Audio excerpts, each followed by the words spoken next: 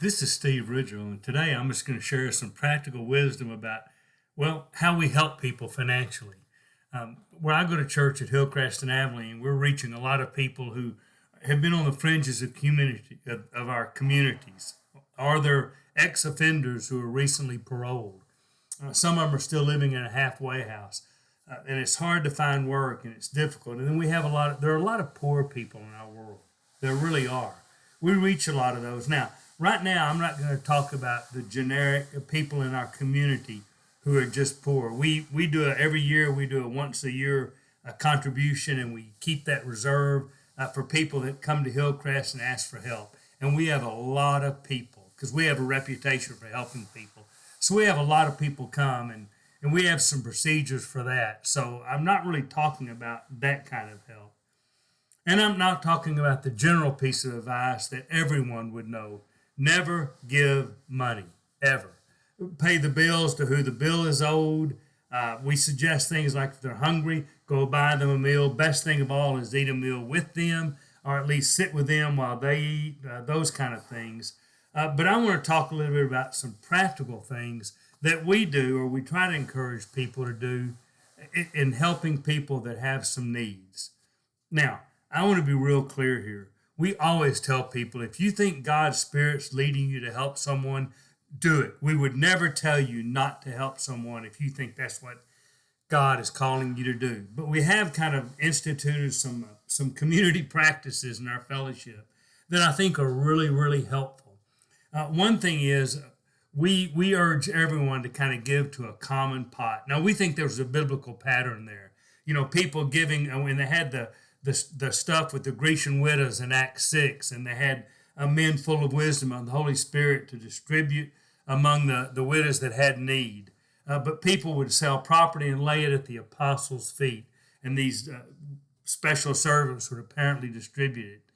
And so I think there's a lot of wisdom in giving to a collective thing. So we have a number of benevolent funds and accounts, and we encourage people to give through the church. Now, we always tell people that the money's coming from the church. It's not that we're hiding people's identity, though a lot of people absolutely ask to be anonymous. They don't want people to know they give. And so we encourage people to give to a communal thing. We think there's a lot of difference between I want, I need, in my opinion, and I really need. And so we're pretty selective about when people say, hey, I need. We're selective about what we think they need. Now, that takes collective wisdom. I think that's why in Acts 6 you had men full of wisdom.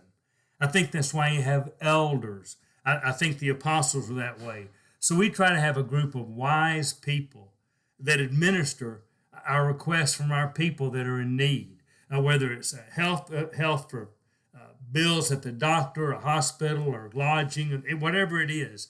But I want to be real clear. The reason we do that is because it's really easy for some of us to lead with our heart. And sometimes you need to think it through a little too. Because we ultimately want to do what's best and want to form long-term things in people's lives, not just patch a hole here and patch a hole there and enable people. We want to really equip them to be strong, faithful followers of God. So we really believe in they need to work if they're going to eat philosophy.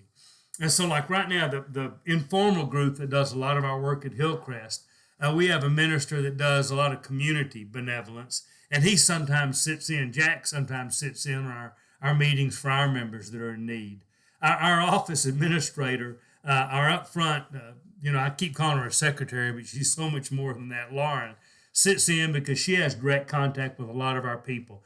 Pam, our office financial person and kind of runs everything, she sits in on a lot of them. We have an elder and maybe a couple of others occasionally that sit in frequently on these meetings. And I do a lot because I know a lot of our people. And so we kind of come to a meeting of the minds on things, how to do things. So we encourage people to give collectively, and we try to exercise wisdom through a group of us. And I'll tell you the needs we most commonly address. Help if there's any kind of financial requirements to get identity. Sometimes we help with transportation costs. We love using bus passes.